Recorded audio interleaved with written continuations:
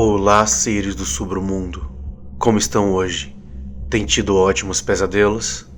Gente, lembrando que tem um episódio especial chegando. Então eu queria muito que vocês mandassem relatos pra mim o mais breve possível. Alguns já mandaram e se você quiser que o seu relato apareça aqui, agora é hora de mandar. Então, por favor, mandem no e-mail submundo@gmail.com para que assim a gente possa dividir direitinho para caber no episódio especial, tá bom? A gente tem algumas novidades chegando, os patrões já estão sabendo de algumas, a gente está fazendo uns testes com eles, mas vão ser coisas boas. Então eu espero que vocês gostem, tá bom? Lembrando que se você quiser se tornar um dos patrões e ter acesso a episódios exclusivos, a vantagens exclusivas, a notícias exclusivas, sem falar que participa do nosso grupo, o melhor grupo que tem nesse Telegram, é só acessar o PicPay, procurar sobre o mundo, ou o Patreon, o link tá aqui na descrição, ou até mesmo o Catarse, como vocês pediram bastante, agora tem o Catarse, tá bom? Vamos para nossa história. Eu sou o Bruno Lima e esse é o Sobre o Mundo Terror.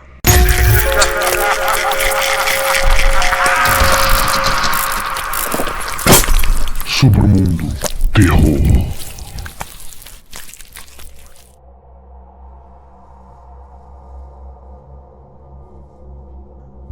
Acordar no meio da noite com a bexiga prestes a estourar é uma coisa que realmente odeio.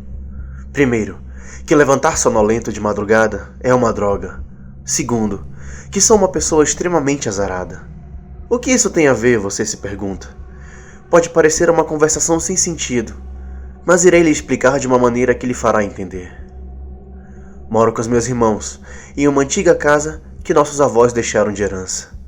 Algo extremamente bom, pois não tenho dinheiro nem mesmo para um cômodo minúsculo, onde o único espaço daria perfeitamente para apenas um colchão cobrir o chão inteiro.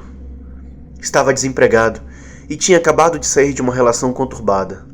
Não vi problemas em dividir o espaço com meus 3 irmãos. Nos dávamos muito bem, coisa rara entre irmãos, e éramos todos adultos. Fiquei com a parte de fazer o almoço e o jantar. Como estava sem emprego, era a forma que encontrei para ajudar. A casa é espaçosa, com 5 quartos, uma cozinha, sala de estar e uma garagem que pode acomodar 2 carros. O problema mesmo sempre foi a questão do banheiro. Veja bem, temos 2 banheiros. Um fica no corredor, próximo ao meu quarto, enquanto o outro apenas nos fundos da casa.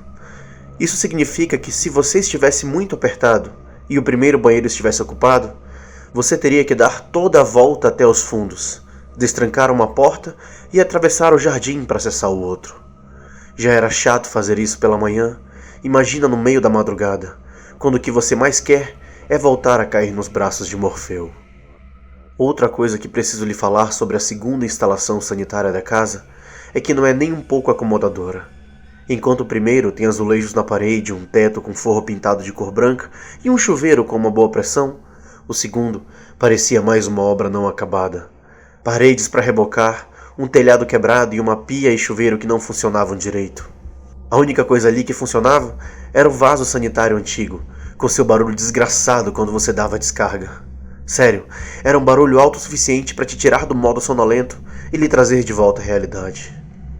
Penso que meus avós estavam planejando esse segundo banheiro, mas morreram antes da obra ficar pronta.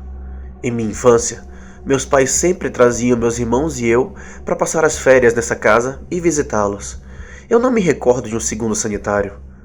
Talvez fosse algo mais recente. Vovó tinha morrido primeiro, e vovô não conseguiu aceitar a partida da esposa, entrando em um estado profundo de depressão. Em uma manhã, um dos empregados o achou sem vida, quando foram acordar para tomar seu remédio. Deveriam ser umas 2 da manhã quando me levantei apertado para usar o banheiro e vi que meu irmão tinha chegado primeiro. Droga! Até esperei um pouco, mas o idiota estava com problemas de estômago e aquilo iria demorar mais do que deveria. Não tinha jeito. Fiz o caminho todo até o maldito cômodo dos fundos a fim de me aliviar. Procurei o interruptor para acender a luz, depois fechei a porta. Caminhei até o vaso e fiz o que tinha vindo fazer. Me lembro de ter olhado para o teto, observando as telhas com teias de aranha e buraco feitos pelas brigas de gato dos vizinhos. Se um dia eu conseguisse um bom dinheiro, poderia mandar ajeitar tudo, deixar o lugar mais aconchegante pelo menos. Puxei a corda da descarga, ouvindo aquele som alto dos infernos, e fui em direção à saída, pretendendo lavar as mãos na torneira do jardim, pois, como eu disse antes, a pia dali não funcionava. Imagina a minha surpresa quando puxei a porta e ela não abriu. Eu não a tinha trancado, nem era possível. Esqueci de dizer, mas a única maneira de trancá-la era pelo lado de fora. Cogitei a hipótese de um dos meus irmãos estar tentando me pregar uma peça. Aqueles idiotas gostavam de fazer esse tipo de coisa. Muito engraçado, abram a porta, digo tentando entrar na brincadeira, sem resposta alguma. Vamos, abram! Elevo meu tom de voz novamente, sem respostas. Começo a coçar a cabeça rapidamente, uma mania que tenho quando começo a ficar nervoso.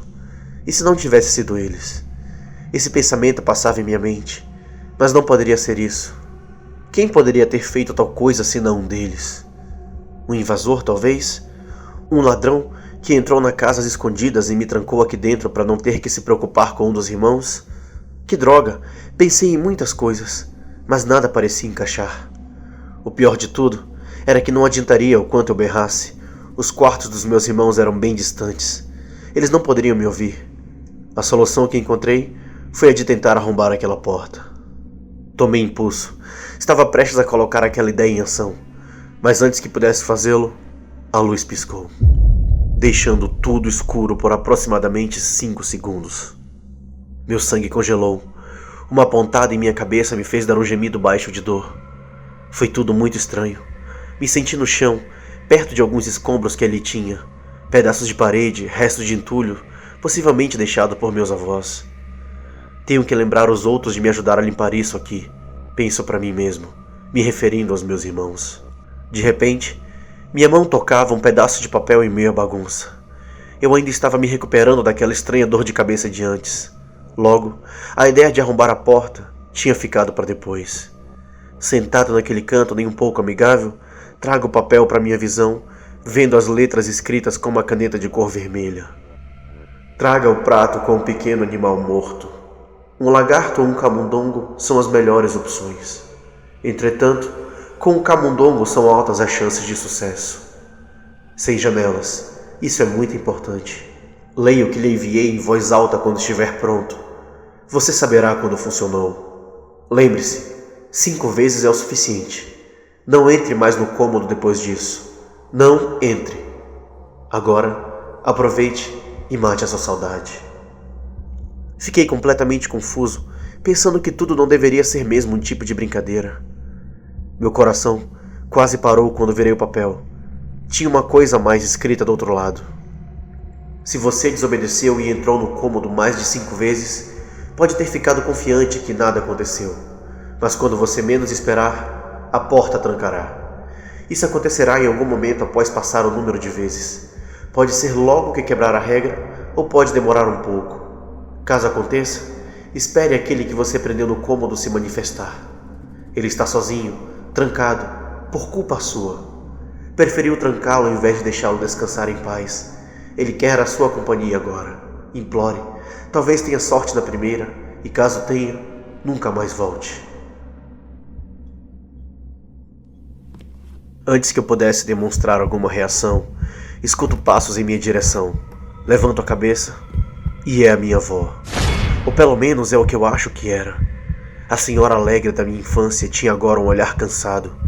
Seus olhos grandes e arregalados pareciam afundar em seu rosto, sendo devorados pelo excesso de pele na face envelhecida. Oh Deus! Abri a boca para falar, mas nada saía, nem um mísero som. Eu não conseguia parar de tremer. Meu corpo agia por vontade própria, não obedecia mais meus comandos. Todas as informações demoravam para chegar até meu cérebro. Não sei quanto tempo a encarei, até finalmente lembrar daquela palavra: implorar. Finalmente consegui falar. Na verdade, implorei. Falei de tudo para o que quer que fosse me deixasse partir. Eu não tinha nada a ver com aquilo, nem sabia que esse tipo de coisa acontecia aqui. A entidade sorriu largamente, como se estivesse se alimentando do meu sofrimento. Não, aquilo não era a vovó. Não poderia ser.